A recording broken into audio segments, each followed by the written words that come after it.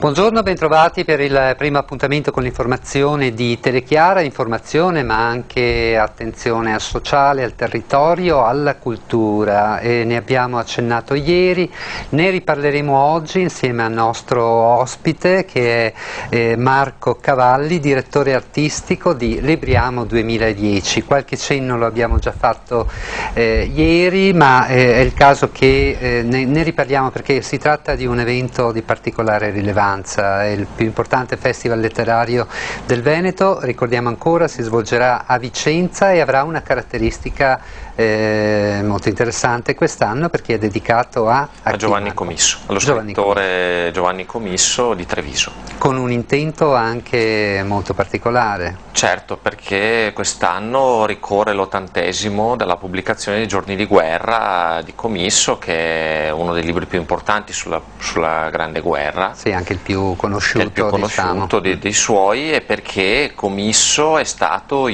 per così dire, il padre spirituale di Goffredo Parise, cui era dedicata l'edizione dello scorso anno. Quindi ecco, c'è questa sorta di continuità, ne parleremo in maniera più approfondita nella seconda parte del nostro telegiornale.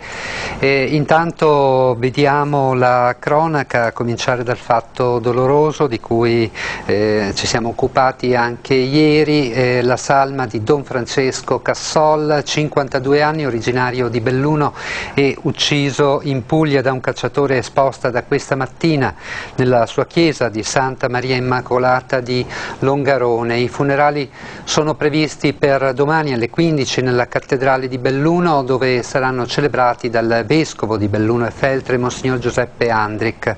Il bracconiere che ad Altamura ha sparato domenica scambiandolo per un cinghiale a Don Francesco e agli arresti domiciliari. Ma sentiamo il cordoglio raccolto ieri da Francesca Ioculano a Longarone, dove Cassol appunto era parroco. Era già stato più volte nella Murgia Barese con i suoi ride Gome, Don Francesco Cassol, il parroco di Longarone in provincia di Belluno, ucciso la scorsa notte con un colpo di carabina mentre dormiva in sacco a pelo in un campo allestito per la notte con i suoi compagni di viaggio. A quanto si è saputo, questo sembra fosse il quinto anno consecutivo che Don Francesco con i partecipanti a ride Gome percorreva a piedi l'area murgiana per una settimana circa. I precedenti raduni, infatti, si erano sempre svolti senza problemi di sorta, né con i coltivatori né con i proprietari di fondi agricoli. Insomma, un prete in cammino, ma anche uno dei più stretti collaboratori del vescovo di Belluno, direttore dell'ufficio pastorale diocesano. In questo ruolo aveva coordinato il sinodo diocesano convocato per rinnovare il rapporto tra la Chiesa e la comunità bellunese. Terminato questo incarico 5 anni fa, Don Francesco era stato nominato parroco di Longarone, una delle più importanti della diocesi. Prete impegnato, aperto e conciliare, Don Francesco metteva entusiasmo in tutto ciò che faceva. Forte l'impegno verso i problemi della società civile, in particolare la crisi del lavoro e le difficoltà delle famiglie. Oggi i suoi giovani lo piangono e Longarone, sconvolta per la perdita di questo sacerdote così presente e tanto amato, si fa silenziosa. Che cosa ha fatto per la città e per la parrocchia di Longarone? Beh, per la parrocchia di Longarone ha portato delle novità, si confrontava con i giovani.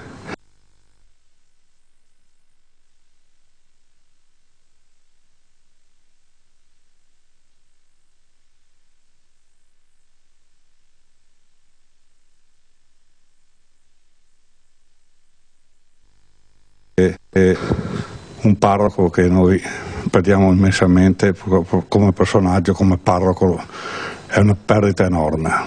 Lo conoscevo di anni, sta 20 anni fa, che era professore di mia figlia. E com'era? In gamba, era veramente un ottimo professore di religione. Penso abbia fatto tutto il possibile, quello che poteva fare. Ha dato tanto e avrà anche ricevuto tanto dai giovani sicuramente, però mancherà tanto, soprattutto ai giovani e anche a tutti noi. Mancherà moltissimo. La cronaca: un bambino ungherese di 8 anni è caduto da un traghetto croato in arrivo questa mattina a Venezia ed è stato salvato da 2 marinai che si sono tuffati a riprenderlo per poi riportarlo a bordo. L'incidente è avvenuto poco dopo le 10 nel canale Malamocco. Il piccolo sarebbe caduto in mare forse per una disattenzione, scivolando attraverso un passacavi di prua da un'altezza di poco più di 1 metro. Il piccolo è finito vicino a un'imbarcazione privata i cui occupanti hanno aiutato a trarre in salvo tutte e 3 le persone in mare. All'intervento di soccorso ha partecipato anche un'imbarcazione con 3 militari del reggimento Lagunari Serenissima che stava rientrando a Venezia dall'isola di Sant'Andrea.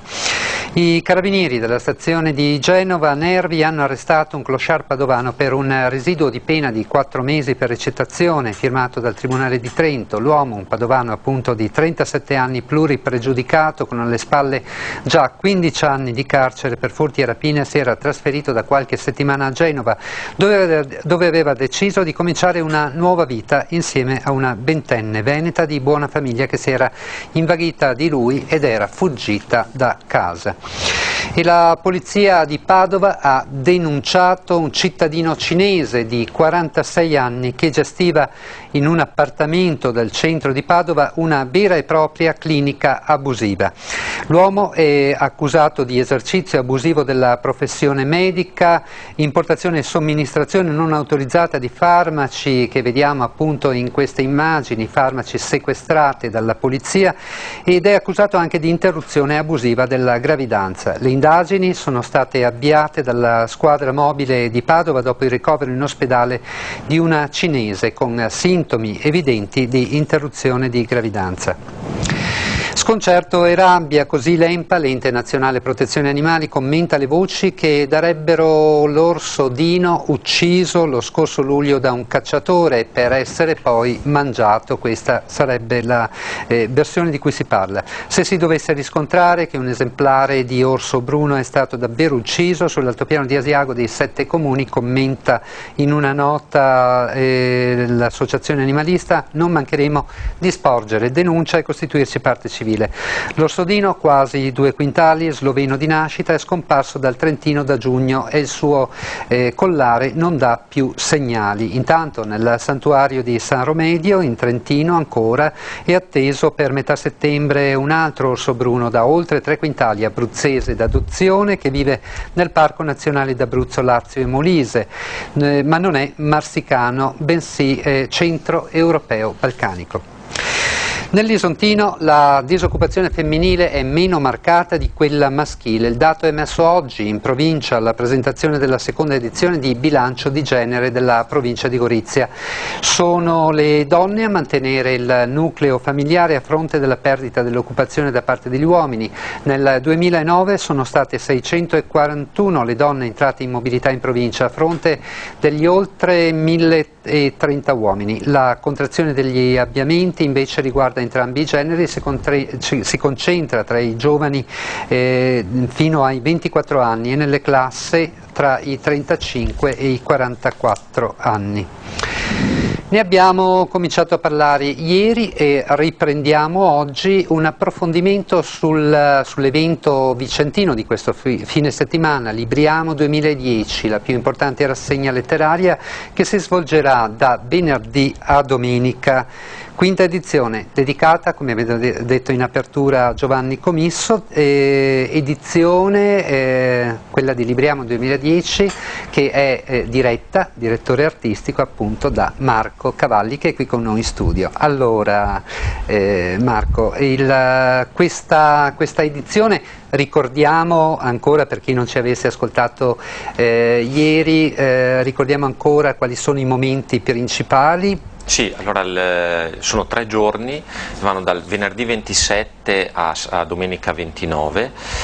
La manifestazione è innanzitutto un'esposizione della piccola editoria di qualità che si tiene sotto i chiostri della chiesa di Santa Corona, che è anche la sede degli incontri serali con gli autori, incontri aperti a tutto il pubblico naturalmente. Certo, una rassegna che è rivolta principalmente a chi? Beh, intanto è rivolta a tutta la cittadinanza, a tutti coloro che sono interessati, ma soprattutto ai lettori. Perché? Perché una manifestazione dedicata al libro, in particolare incentrata sull'opera di un autore veneto, ci sembra particolarmente significativa. Poi tra l'altro, essendo commisso un autore veneto però impregnato di internazionalismo, perché lui viaggiò moltissimo sia nell'est dell'Europa che in Estremo Oriente in anni dove quando non era semplice viaggiare, cioè tra il 29 e il 37 del secolo scorso naturalmente, e realizzando dei reportage famosissimi, ci sembra interessante perché commisso a queste due anime, no? Un'anima stanziale, lui ha vissuto per anni a Zero Branco in questo podere in provincia di Treviso, e poi quest'anima cosmopolita di Globetrotter, che è un po', se vogliamo, la caratteristica, no, di questo scrittore. Certo. Ecco, io credo che per chi organizza una rassegna di questo tipo, come d'altra parte lo sappiamo benissimo per gli editori che non hanno mai vissuto dei momenti oggettivamente facili, nonché gli autori, gli scrittori, ecco, che hanno sicuramente grandi difficoltà. Che cosa significa realizzare una rassegna di questo tipo in un tempo in cui la parola viaggia prevalentemente ormai attraverso il web, attraverso internet, forse anche l'approccio ai libri avviene attraverso questa nuova frontiera virtuale, ecco, non più carta che si tocca con le dita? Secondo noi, cioè noi di Libriamo, questo è proprio il momento opportuno per realizzare eventi di questo genere, cioè non sapremo trovarne uno migliore, perché si tratta di dare al pubblico quegli appuntamenti che il pubblico vuole senza sapere di volerli, perché le persone che normalmente transitano tra televisione e web in realtà ne hanno anche una certa stanchezza, e la cattiva abitudine, no, di non uscire mai da questo circuito, e probabilmente anche la pigrizia intellettuale favorita da una serie di altri fattori, fa sì che non siano loro a cercare, quindi bisogna andare a cercare questo pubblico, che però quando è stimolato, quando è invitato, incentivato, viene, accorre, come ha dimostrato l'edizione dello scorso anno. Certo, ecco, anche questa rassegna naturalmente è sul web, oggi non si può più fare a meno, e pregherei la regia di mandare in onda, appunto, ecco, lo vediamo, il sito www.libriamo-vicenza.com, attraverso il quale è possibile conoscere in dettaglio tutto il programma di questa manifestazione. Ieri abbiamo parlato della prima giornata in maniera particolare, io vorrei soffermarmi con Marco Cavalli oggi sulla seconda giornata, quella di sabato, dove c'è tra l'altro momento rilevante, una conversazione su Giovanni Comisso. Sì. E la giornata si apre proprio così. Sì, si apre con questo colloquio su Comisso, alla presenza di due insigni studiosi, uno storico e uno storico della letteratura. Uno è Giorgio Pullini dell'Università di Padova, e il secondo è Luigi Urettini, che si è occupato della biografia di Comisso. E è interessante perché noi speriamo soprattutto di interessare le persone che di Comisso sanno poco. Poi il pomeriggio prosegue con un'iniziativa che ha avuto molto successo 2 edizioni fa, cioè un recital di poesie in italiano in lingua, compreso l'arabo e il russo, a cura della Scuola Superiore per Mediatori Linguistici di Vicenza. Quindi ci saranno poesie in arabo, in russo, in tedesco, in spagnolo, in francese, lette da madrelingua, e poi naturalmente cui farà seguito la traduzione. Perché questa iniziativa? Per sottolineare questo aspetto di cui parlavo prima, internazionalista, no? Che un po' sfugge, perché noi quando parliamo di Veneto, un po' per il clima politico, un po' per la tendenza che si ha quando si parla di regioni a pensare al folklore, all'etnologia in senso molto limitativo, ci dimentichiamo che in realtà il Veneto è sempre stato proiettato in una dimensione internazionale. Faccio un esempio: Comisso ha curato un'antologia, quando era più giovane, di relazioni di ambasciatori veneziani dall'Europa, perché Venezia era la capitale inconfessata, come dire, non ufficiale della diplomazia, ed è incredibile pensare che in Europa, almeno fino a tutto il Settecento, si parlavano come lingue del commercio e degli affari il francese e il veneziano, e questo ci sembra molto interessante, ecco perché abbiamo voluto proporre anche questo tipo di evento. Una giornata, quella di sabato, che si conclude alla sera alle 20 nel chiostro di Santa Corona con Vicenza incontra i suoi autori. Sì. E sabato sera c'è l'incontro con Silvia Calamati, che è una giornalista di Rai Radio News, ha scritto, è un'esperta di cose irlandesi, ha scritto, si è occupata moltissimo di Bobby Sands, questo prigioniero politico, e presenta infatti l'edizione italiana curata da Castelvecchi, edita da Castelvecchi, del diario di Bobby Sands. In realtà nel caso di Silvia Calamati si tratta di una personalità già piuttosto conosciuta, però a noi fa molto piacere offrire a questi nostri autori locali un palcoscenico il più ampio e generalista possibile, proprio perché spesso di queste iniziative si occupano un pubblico d'élite, mentre a noi non siamo interessati tutto sommato che resti all'interno di questa cerchia, ma che si allarghi. Certo. Benissimo, allora complimenti per questa rassegna, avremo modo di parlare, di approfondire qualche altro aspetto anche domani.